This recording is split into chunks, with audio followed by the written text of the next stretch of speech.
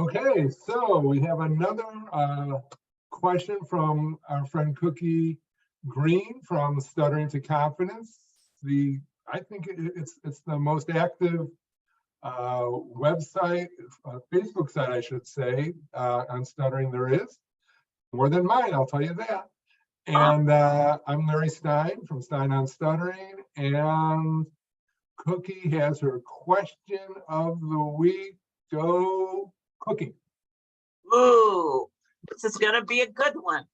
Now, my question today is, we all get into situations that are fearful. And most of the time, we have a tendency to want to run from our.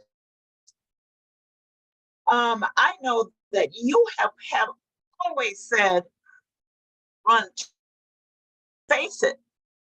I want to hear what your thoughts are on that. Tell the people about that. Okay. So this is a difficult subject because we're all on different parts of our journey with stuttering. So if you'd have asked me this, years ago when I was having a lot of problems with my speech, well, first of all, I wouldn't even come on a video, first of all, because I would, there would be no way to get me out. For fear of stuttering. But how I had to face it, and it's not that over the years my speech improved a lot, mainly just from being in the work world, really, from being exposed to speaking situations, because I was, talking more. When I was younger, and even in my 20s, I was, I was so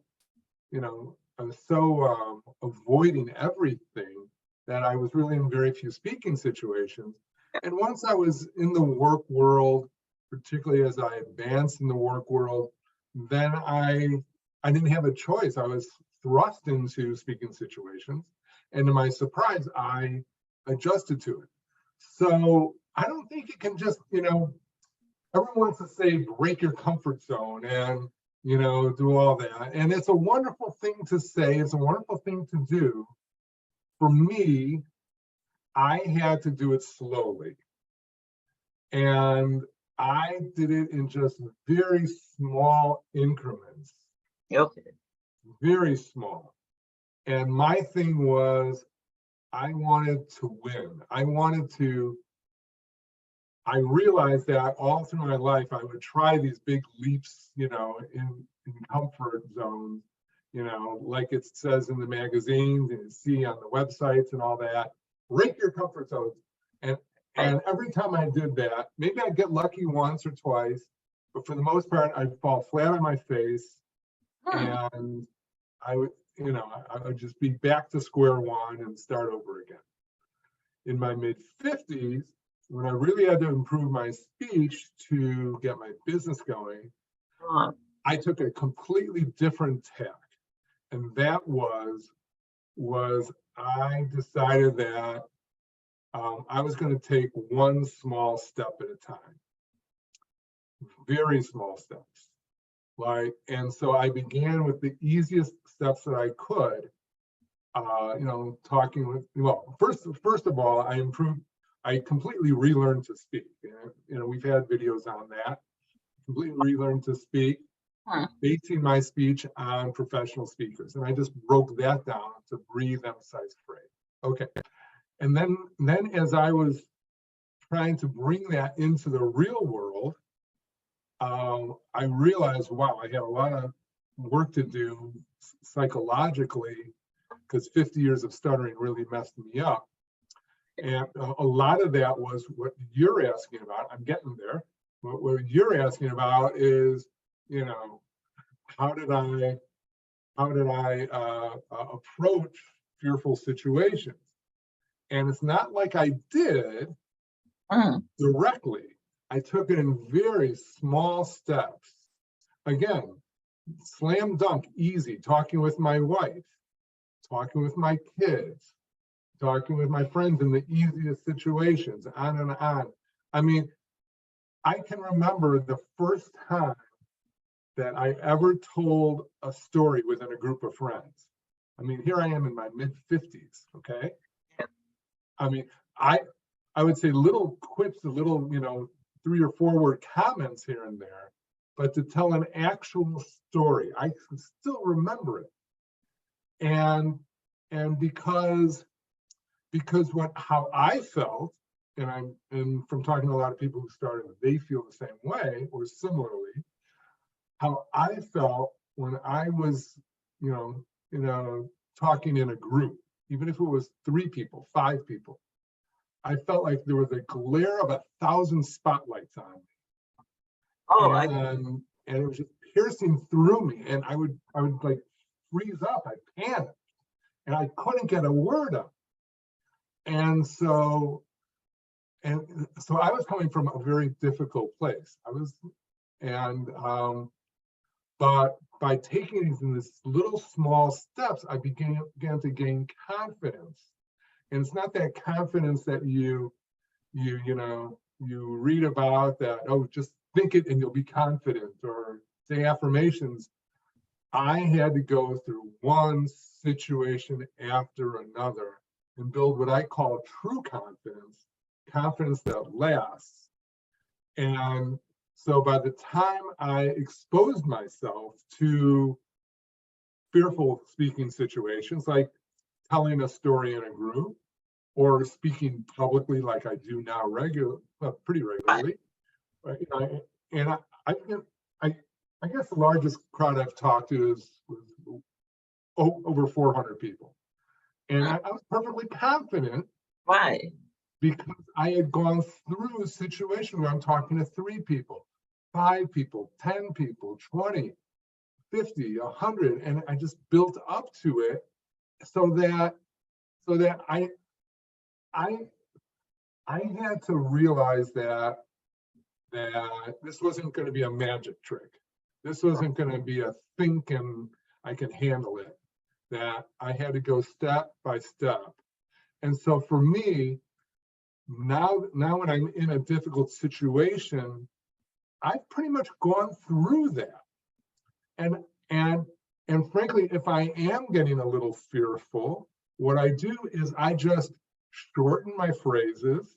First of all, I laugh about it. I go, oh God, here I am again.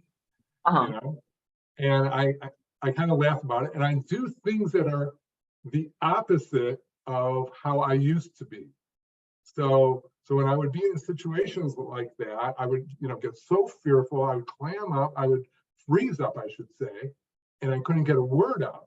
But because I've gone through all these situations and I've built confidence, I've built experience, and that takes a while. And so now I can draw on that experience and say, oh, I've done that before. So I'm going to shorten my phrases so I breathe a lot. I'm going to be really expressive so that I get my air moving. I'm going to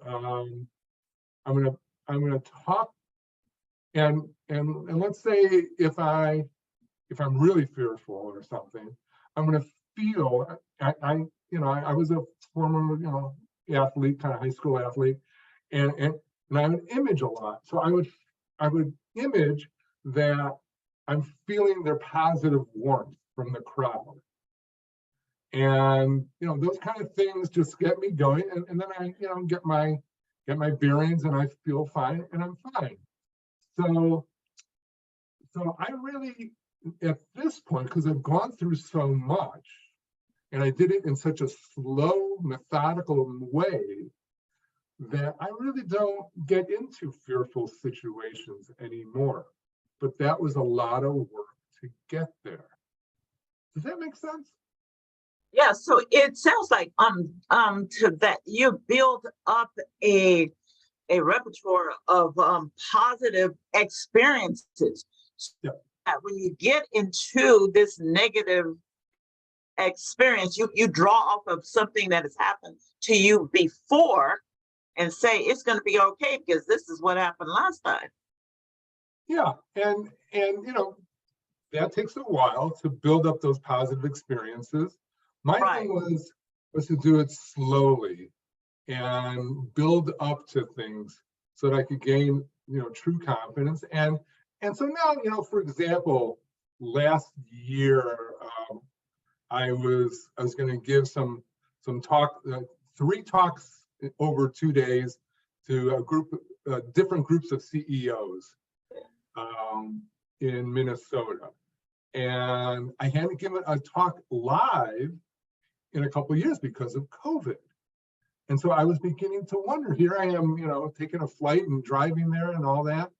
And I'm wondering, can I do this again? I mean, I can do it over Zoom. I've, been doing that, but I hadn't done a live thing before. And I have to do 3 of these over 2 days. So I'm doing boom, boom, boom, boom, boom, with different groups of people. I have never met these people. I have no idea. It's a very tough group. They're all CEOs. They're all heads of companies. And they're a tough group sometimes. And I was wondering, can I still do this? And so I just played for you what I basically did. I laughed about it.